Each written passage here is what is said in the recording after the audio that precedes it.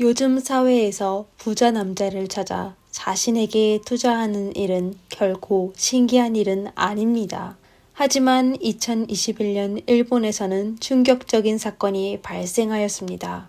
한 남대생이 여장하여 각종 웹사이트에서 부유한 남자들을 찾았는데요. 그는 날씬하고 잘생겨서 수많은 중년 남성의 관심을 끌게 되어 그에게 돈을 쓰게 하였습니다. 하지만 남대생은 이에 본인의 목숨을 잃을 것이라고는 상상도 하지 못했을 것입니다. 안녕하세요 여러분, 미스터리 수사국입니다. 다음 저희와 같이 오늘의 사건을 함께 살펴봅시다. 2021년 5월 12일 이른 아침 일본 치바시의 거리에서 한 중년 남성이 비틀거리며 길을 걷고 있었는데 그의 손에는 빨간색의 무기가 있었습니다. 행인들은 그의 모습에 놀라게 되어 경찰에 신고하려고 했는데 그는 혼자 가까이에 있는 경찰서로 들어갔습니다. 경찰은 남성이 날카로운 무기를 들고 있는 걸 발견하자 곧바로 달려가 그를 포위하였습니다. 하지만 남성은 전혀 저항하지 않고 눈물을 흘린 채 경찰에 붙잡혔습니다. 그는 잠시 침묵에 빠지더니 손에 들고 있던 날카로운 무기를 바닥으로 던지며 경찰에게 침착하게 제가 사람을 해쳤어요. 저는 자수하러 온 겁니다. 라고 말했습니다. 경찰은 남성이 알려준 범행 장소인 한 아파트로 출동하였습니다. 그들은 계단을 따라 위층으로 올라가다 문이 열려있는 한 집을 발견하게 되었습니다. 방 안의 바닥에는 한 남자가 숨진 채 누워 있었는데요. 남자는 아주 젊어 보였는데 이제 막 20대가 된 것 같았습니다. 그의 몸에는 찔린 자국이 많이 있었는데 법의학 조사 결과 그가 날카로운 무기에 찔려 과다출혈로 숨지게 된 거로 판단하였습니다. 사건 현장에는 지독한 비린내 외에 아주 강한 휘발유 냄새도 가득했습니다. 이에 경찰은 범인은 피해자를 불태우려고 하다가 어떤 이유로 그 생각을 포기하고 경찰에 자수한 걸로 추측하였습니다. 경찰은 바로 자수한 중년 남성의 신원을 파악하였습니다. 그는 36세의 사이토 요이치로이며 운전기사 일을 했었습니다. 그리고 피해자는 21살의 이와모토 켄스케이며 대학생이었는데요. 두 사람은 연관이 전혀 없어 보이는데 무슨 이유로 그런 되돌릴 수 없는 사건이 일어나게 된 걸까요? 수감자 사이토의 증언에 따르면 사건은 반년 전 두 사람의 첫 만남부터 되돌아봅시다. 2020년 말 두 사람은 파파카츠라는 홈페이지에서 처음 만나게 되었습니다. 일본에서 파파카츠는 보통 돈 많은 중년 남성이 돈을 지불하여 어린 소녀들과 데이트를 하고 식사 등을 하는 걸 의미하였습니다. 어린 소녀들은 종종 용돈을 빨리 벌기 위해 그런 아르바이트를 했었는데요. 처음에는 그 아르바이트를 하는 사람은 소녀들이었지만 점차 일부의 소년들도 돈을 벌기 위해 그 직업을 택하게 되었습니다. 그들은 소녀처럼 단장하여 중년 남성들을 즐겁게 하였습니다. 많은 중년 남성들은 여장한 소년에 대해 흥미롭고 또 본인들의 이상한 취향을 만족시킬 수 있어 소년들의 인기가 아주 많았습니다. 이번 사건의 피해자 21살의 이와모토가 바로 그런 아르바이트를 했었는데 그는 수많은 아빠를 만나 많은 돈을 벌게 되어 대학 등록금을 마련했을 뿐만 아니라 경제적 여유도 얻게 되었습니다. 더욱이 이와모토와 그의 고객들은 그들의 관계가 순전히 돈거래일 뿐 감정 같은 게 없다는 걸 전부 잘 알고 있었습니다. 지난 과거 이와모토와 아빠들의 관계는 약 3개월 정도만 유지되고 끝이 났었습니다. 시간이 지나게 되면 고객도 지치게 되고 이와모토도 지루함을 느끼기 때문입니다. 이렇게 이와모토는 3개월마다 한 관계를 종료하고 새로운 고객을 찾기 시작하였습니다. 2020년 12월 이와모토와 한 고객의 관계가 끝난 후 그는 같이 저녁 식사하는 새로운 아르바이트를 받게 되었습니다. 그리고 그를 주문한 고객이 바로 사이토였습니다.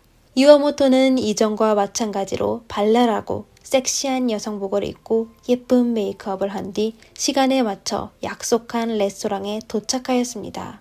이와모토는 오래전부터 이런 상황에 익숙하였지만 처음으로 이와모토를 만나게 된 사이토는 그의 아름다움에 놀라게 되었습니다.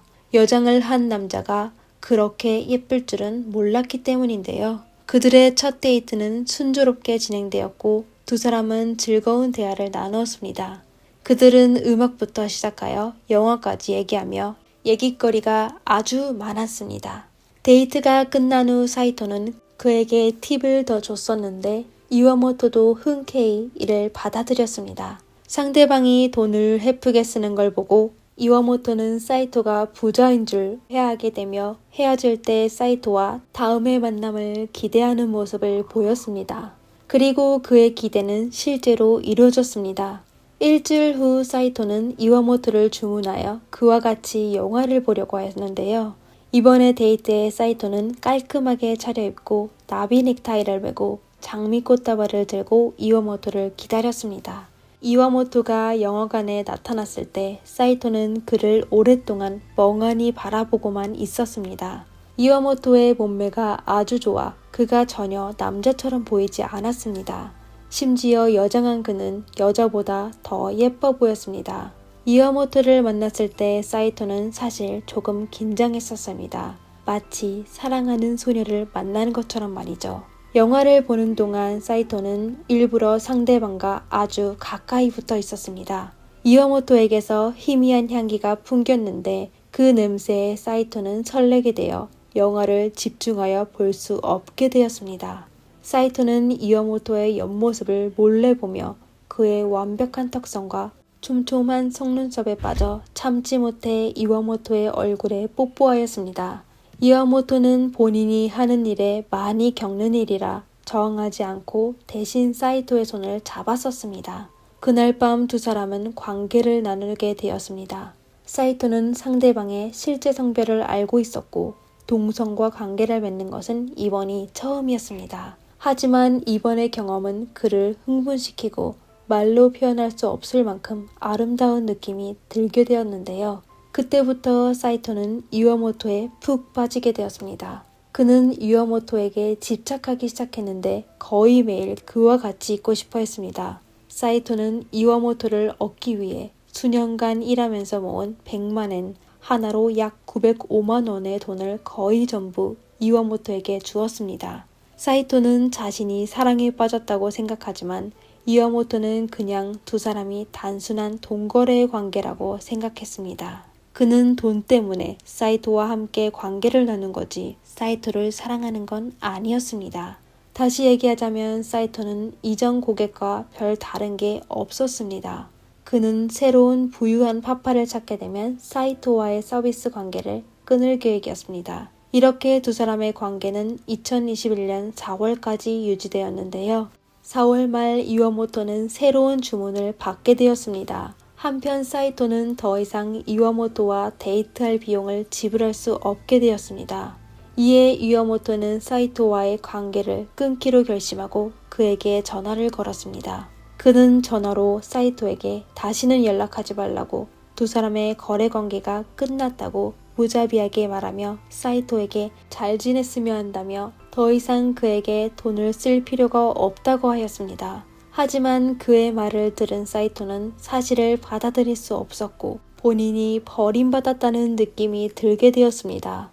그는 이와모토를 아주 사랑하고 그를 유일하게 믿을 수 있었는데 심지어 저축한 돈을 모두 이와모토에게 줬는데도 이와모토가 어떻게 그를 버릴 수 있냐고 하였습니다.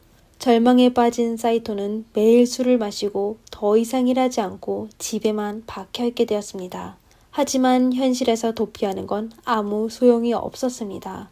그는 여전히 이와모토와 함께 있었던 나나를 생각하게 되었습니다. 그는 매일 잠을 잘 수 없었으며 쉴 새 없이 이와모토를 찾아가고 싶었지만 이성적으로 더 이상 이와모토를 괴롭히는 게 아니라고 생각하였습니다.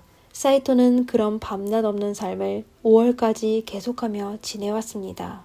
그동안 그는 일하지 않고 매일 집에서 이와모토와 함께 찍은 사진을 보곤 하였습니다. 이와모토에 대한 그리움은 마치 홍수처럼 걷잡을 수 없게 되었습니다. 그러다 5월 11일에 사이토는 더 이상 그리움을 참지 못하여 이와모토의 집으로 가 그에게 다시 사귀자고 부탁하기로 하였습니다. 오랜 시간의 그리움과 슬픔은 사이토를 극단적인 선택을 하게 만들었습니다. 그는 성공하지 못하면 상대방과 함께 세상을 떠나기로 하였습니다. 사이토는 이와모토의 집으로 가는 길에 상대방이 무정하게 두 사람의 관계를 끝낸 걸 회상하며 끔찍한 생각을 하게 되었습니다. 그러다 이때 그는 길가에 있는 주유소를 우연히 보게 되어 사악한 계획을 하게 되었습니다. 그는 주유소에서 휘발유를 구매하여 만약 이와모토가 다시 사귀는 걸 동의하지 않으면 그에게 휘발유를 불어 불을 붙여 그와 함께 세상을 떠나려고 하였습니다. 휘발유를 구매한 사이토는 우선 저녁 식사를 하고 휘발유를 들고 이와모토의 집으로 달려가 그의 집 아래층에 서서 휴대폰을 꺼내 한참을 망설이다 마침내 마음을 먹고 이와모토에게 전화를 걸었습니다. 그 당시 이와모토는 수업을 마치고 집으로 돌아와 쉬고 있었습니다. 사이토는 이와모토의 집에 두고 간 물건이 있다며 오늘 가지러 가도 되냐고 물었습니다.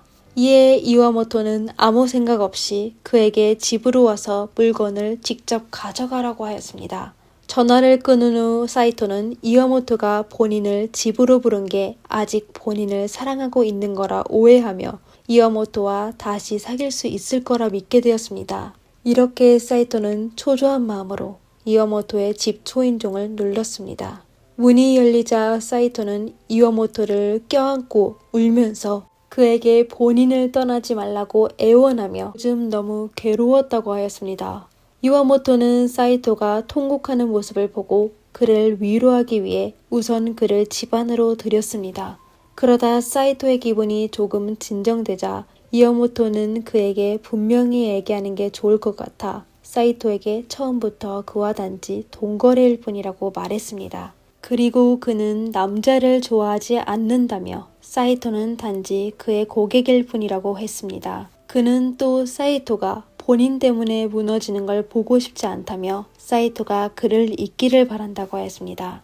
또 한 번 거절당한 사이토는 표정을 바꾸며 사나운 모습으로 이와모토를 비난하기 시작했습니다. 그는 본인의 모든 돈을 이와모토에게 주어 이와모토가 그를 떠나서는 안 된다고 생각하였습니다. 그리고 이와모토가 본인을 떠나려는 건 잘못된 거고 두 사람의 관계를 끝내는 건 배신이라고 하였습니다. 사이토의 말을 들은 이와모토는 아주 당황해하며 눈앞에 있는 지저분한 모습의 남자를 바라보며 혐오감을 느끼게 되었습니다. 그는 인상을 쓰며 통제불능의 사이토에게 본인의 집을 당장 나가라고 명령하였습니다. 그리고 그는 사이토에게 또다시 본인을 괴롭히면 경찰에 신고하겠다고 경고까지 하였습니다. 사이토는 상대방의 태도에 완전히 미치게 되어 미리 준비한 휘발유를 꺼내 이와모토가 감히 자신을 떠나기만 하면 이와모토의 집에서 목숨을 끊고 그와 같이 세상을 떠날 거라고 고함을 질렀습니다. 이와모토는 사이토의 모습에 그에 대한 혐오감은 더욱 강해졌습니다. 그는 통제불능의 사이토에 대해 전혀 신경 쓰지 않고 너 정말 너무 역겹다 라고 소리쳤습니다. 이와모토의 말에 사이토는 이성을 잃게 되어 본인이 가장 사랑하는 사람이 자신에게 그런 말을 한 거에 충격을 받아 바로 옆에 테이블에 날카로운 도구가 있는 것을 보고 휘발유통을 버리고 날카로운 도구를 쥐고 이와모토를 향해 달려갔습니다. 그는 온갖 힘을 다해 이와모토를 찌르고 나서 다시 진정을 찾았을 때 이와모토는 이미 숨지게 되었습니다. 그제서야 그는 자신이 되돌릴 수 없는 짓을 하게 되었다는 걸 느끼게 되었습니다. 사이토의 분노는 두려움으로 되고 두려움은 또 그를 슬프게 하였습니다. 사이토는 본인이 사랑하는 사람을 직접 숨지게 하였습니다. 복잡한 감정으로 사이토는 울고 웃으며 정신 상태가 이상하게 되었습니다. 그는 이와모토를 껴안고 오랫동안 앉아 이와모토와 함께 사라질 생각을 하게 되었습니다. 그는 일어서서 휘발유통을 집어 이와모토와 자신에게 휘발유를 부었습니다. 하지만 라이터가 없어 불을 태우지 못하게 되었습니다. 진정을 되찾은 사이토는 본인이 되돌릴 수 없는 짓을 저지른 걸 알고 숨지게 된 이와모토가 조만간에 발견될 거로 생각하여 도망가서 잡히는 것보다 경찰서에 가서 자수하는 게 나을 거로 생각하였습니다. 사이토가 체포된 이후 그에 대한 재판이 계속 진행되지 않다가 2022년 3월 4일이 되어서야 치바시 지방법원은 사이토에 대한 판결을 사람들에게 알리게 되었습니다. 피고인 사이토는 고의상해와 방화한 혐의로 기소되었습니다. 사이토는 기소된 내용을 인정하였지만 범행 과정에 대해 검찰과 변호인은 서로 다른 입장을 내놨습니다. 검찰은 이와모토가 여장한 후 특수서비스업에 종사했었는데 사이토와 거래하는 과정에서 사이토가 일방적으로 그를 사랑하게 됐고 이와모토가 관계를 끊으려고 했을 때 사이토는 절망에 빠져 결국 범행을 저지른 거며 그는 또 불을 질러 본인의 목숨을 끊으려고 하여 그의 범행 동기가 아주 이기적이었다고 하였습니다. 이에 사이토 측의 변호인은 사이토가 저축한 100만 원의 돈을 모두 이와모토에게 줬고 또 사이토가 직장을 다니며 스트레스를 많이 받아 적응장애가 있었다며 적응장애는 정신적 장애라며 판사에게 이걸 고려하여 형량을 조절했으면 하였습니다. 마침내 2022년 11월 18일 일본 치바시 지방법원은 사이토가 극도로 잔인하게 사람을 해친 혐의로 유기징역 17년을 선고하였습니다. 사건을 담당한 판사는 그가 버림을 받아 고통을 겪게 된 건 이해하지만 그렇다고 무고한 피해자를 숨지게 하는 건 잘못된 선택이라며 또 사건 발생 이후 사이토는 침착하게 본인의 일에 대해 처리한 후 자수한 거로 봐 그가 옳고 그름을 판단할 수 있다며 정신장애를 이유로 감형받을 수 없다고 하였습니다. 시청자 여러분은 사건의 두 주인공에 대해 어떻게 생각하시나요? 댓글란에 남겨주시면 감사하겠습니다. 영상을 재미있게 보셨다면 구독과 좋아요 부탁드리겠습니다. 다음 영상에서 뵙겠습니다. 감사합니다.